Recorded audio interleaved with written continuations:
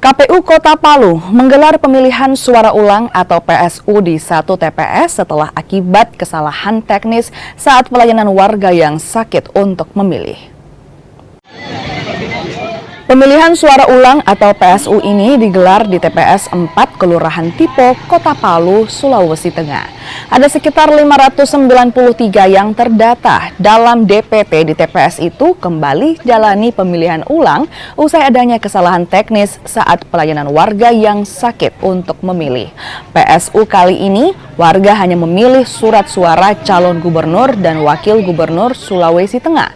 PSU terpantau berjalan lancar. Nah, untuk mekanismenya itu tidak jauh berbeda dengan pelaksanaan kemarin. Dia mengacu kepada PKPU 17 tahun 2024 karena di sini pemilihnya tidak ada pemilih DPTB dan tidak ada pemilih DPK. Ya, Pak, kalau pengamatan Bapak selaku penyelenggara pemilu ini kan PSU, bagaimana partisipasi masyarakat walaupun PSU?